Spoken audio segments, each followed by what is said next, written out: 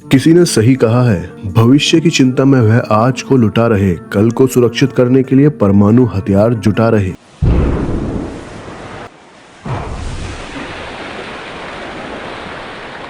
धमाका चाहे परमाणु परीक्षण करने के लिए किया गया हो या फिर परमाणु बम गिरा करके किसी शहर को खत्म करने के लिए, पर यह बात पक्की है कि दोनों के बाद ही पीछे रह जाती है तबाही।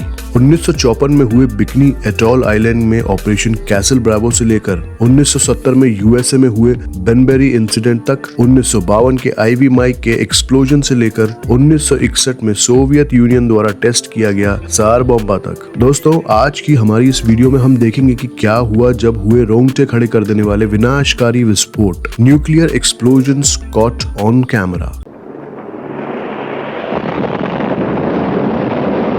लेकिन वीडियो में आगे बढ़ने से पहले हमारी आपसे एक रिक्वेस्ट है कि अगर आप हमारे चैनल पर नए आए हैं तो प्लीज उसे सब्सक्राइब जरूर कर लीजिएगा, और अगर आपको वीडियो पसंद आए तो उसे लाइक कर लीजिएगा। कैसल ब्रावो 1 मार्च 1956 को अमेरिकी सेना के ऑपरेशन कैसल के तहत कैसल ब्रावो न्यूक्लियर टेस्ट किया, जिसने अपने पीछे काफी गहरे परिणामों को छोड़ दिया। वैज्ञानिकों ने अनुमान लगाया था कि उपकरण की शक्ति 6 मेगाटन के बराबर होगी, इससे अधिक नहीं, लेकिन कैसल ब्रावो विस्फोट ने दुगनी से अधिक ऊर्जा जारी की, जो कि 15 मेगाटन थी, जिसका रिजल्ट यह हुआ कि कैसल ब्रावो की आग का गोला इस डेथ सर्कल के चारों ओर 7 किलोमीटर से भी अधिक तक फैल गया। मशरूम का बादल 40 किलोमीटर ऊपर और 100 किलोमीटर चौड़ा हो गया। यह विस्फोट इतना ज्यादा बड़ा और खतरनाक था कि इसको पत्रकारों ने उस समय दूसरा हिरोशिमा करार दिया। बेनबेरी इंसिडेंट, यह बात तब की है जब यूनाइटेड स्टेट्स ऑफ अमेरिका ने एक और परमाणु बम परीक्षण करने का निर्णय लिया,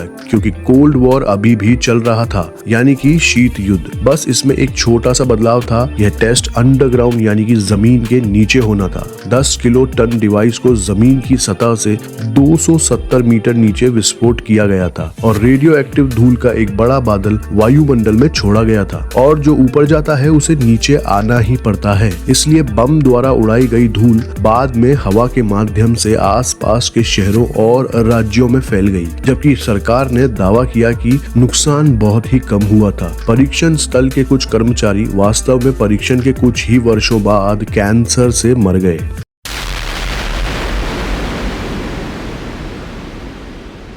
आईवी माइक कुछ सदियों पहले थर्मो न्यूक्लियर डिवाइस का पहला बड़े पैमाने पर परीक्षण हुआ। उसका कोड नेम आईवी माइक था। इसमें 10.4 मेगाटन टीएनटी का विस्फोट किया। डिवाइस के आकार के कारण यह पहले से पता था कि यह कभी भी ऐसे हथियार के रूप में काम में नहीं लिया जा सकेगा जिसको कभी भी कहीं डिलीवर किया जा सके। अक्टूबर 1952 में अमेरिका ने एरिज लैब के द्वीप पर इसका परीक्षण किया था। परमाणु हथियार को देखकर ऐसा लग रहा था कि मानो यह कोई हथियार न हो बल्कि कोई एक बिल्डिंग खड़ी हो किसी कारखाने की, और वह बना था एल्यूमिनियम की शीट्स का। कुछ समय बाद ही आईवी माइक में विस्फोट किया गया। इसमें सेना के कुल 9,350 सदस्य और 2,300 सिविलियन नागरिक शामिल थे। आखिर में इसका काम 30 अक्टूबर की शाम को 5 बजे खत्म हुआ। इसमें शामिल सभी लोगों को एक सुरक्षित दूरी पर ले जाया गया। इस विस्फोट से बना हुआ मशरूम जैसा बादल 1 मिनट से कम के भी समय में 56,000 फीट की ऊंचाई तक पहुंच गया, और तकरीबन 1 मिनट में 1,08,000 फीट की ऊंचाई तक पहुंच गया। यह इतना शक्तिशाली था कि इसने उस आइलैंड को पूरी तरह से मिटा दिया जहां से यह हुआ था, जैसा कि हम अभी भी इस समय इन पिक्चर्स में देख पा रहे हैं। सार बॉम्बा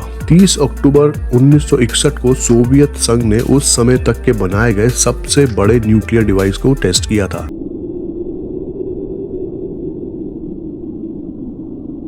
इससे पहले किसी दूसरे देश ने इतना बड़ा न्यूक्लियर डिवाइस बनाया ही नहीं था। सोवियत RDS-220 हाइड्रोजन बम, जिसे जार बम के रूप में भी जाना जाता है, मिर्चिका खाड़ी से 9 मील से थोड़ा अधिक दूर सोइवन द्वीप के सुकोइनो केप के ऊपर विस्फोट किया गया था। ऐसा कहा जाता है कि बम ने लगभग 58 मेगाटन टीएनटी का उत्पादन किया, जो कि देखा जाए तो इस्तेमाल किए गए डिवाइस की ताकत रिपोर्ट्स के अनुसार सेकेंड वर्ल्ड वॉर में हिरोशिमा में इस्तेमाल किए गए डिवाइस से लगभग 30,000 गुना अधिक थी। विस्फोट इतना बड़ा था कि 560 मील दूर स्थित खिड़कियों को तोड़ सकता था। अब प्रकाश की चमक 620 मील दूर तक दिखाई दे रही थी। नीचे की बात करें तो 6.3 वर्ग मील आकार में आग का गोला बनाने में सक्षम रहा होगा। और जो विस्फोट हुआ था उसके विस्फोट केंद्र से अगर हम देखें तो 4 4080 वर्ग मील के भीतर किसी भी जीवित प्राणी के शरीर कम से कम 3 डिग्री के लेवल के जल गए होंगे। हाल ही में कुछ वर्षों पहले रूस ने विस्फोट के पहले कभी ना देखे गए फुटेज को सार्वजनिक कर दिया। चलिए हम आपको दिखाते हैं वह फुटेज कि किस तरह से कितनी बड़ी शक्ति रही है ये बम।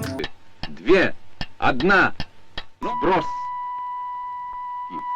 Приближается к точке взрыва. Высота 4,0. Силы. В этот момент самолет-носитель находился Через несколько секунд после взрыва диаметр полевого... मार्शल आइलैंड्स में एक आइलैंड बिकनी एटॉल में हुआ दुनिया का सबसे बड़ा अंडर वाटर न्यूक्लियर टेस्ट,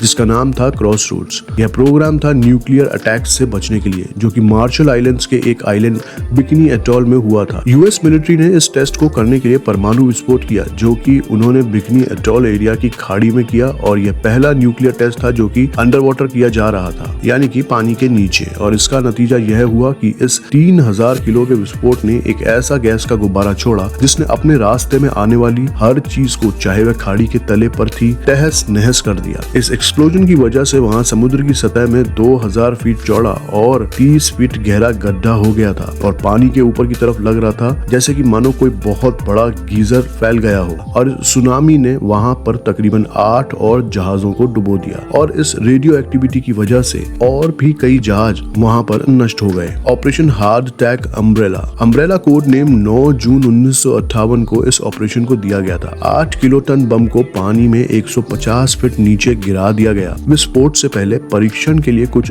जहाजों को बम के चारों ओर तैनात कर दिया गया। परमाणु विस्फोट पानी के अंदर बड़े बड़े क्रेटर्स लाने के लिए जिम्मेदार होते हैं, और विस्फोट करके साइंटिस्ट यही देखना चाहते थे कि किस तरह से वह जहाज के ऊपर असर करते हैं। 1958 में जून की एक सुबह उसे अंजाम दिया गया। परमाणु विस्फोट करने के लिए एकदम सही दिन था। विस्फोट के बाद 1 सेकंड के 10वें हिस्से के भीतर ही पानी की सतह को तोड़ता हुआ विस्फोट का गुंबद ऊपर की तरफ निकला, और 20 सेकंड के भीतर उस स्तंभ ने 5000 फीट की अपनी अधिकतम ऊंचाई को छू लिया था, और इसी बीच वह 6000 फीट तक की सभी दिशाओं में फैल गया। यह 25 मिनट तक हवा में दिख रहा था, और इस 8 किलो TNT के विस्फोट में पानी के अंदर 3000 फीट चौड़ा गड्ढा छोड़ दिया। हालांकि यह बात सच है कि इससे नौसेना के जहाजों को कोई नुकसान नहीं हुआ। मरम्मत के बाद उन्हें ठीक कर दिया गया। इस सबसे परमाणु विस्फोट के संबंध में कुछ महत्वपूर्ण निष्कर्ष जरूर निकाले गए। शोधकर्ताओं का कहना था कि पानी के नीचे से हुए विस्फोट की वजह से उसका असर यानी कि नतीजा थोड़ा सा कम हो जाता है, क्योंकि पानी रेडियो एक्टिव पदार्थ को एब्जॉर्ब कर लेता है। दोस्तों, उम्मीद करते हैं कि आपको हमारा ये वीडियो पसंद आया होगा। अगर वीडियो अच्छा लगा हो तो उसे लाइक करिएगा, और हमारे चैनल को प्लीज सब्सक्राइब जरूर कर लीजिएगा।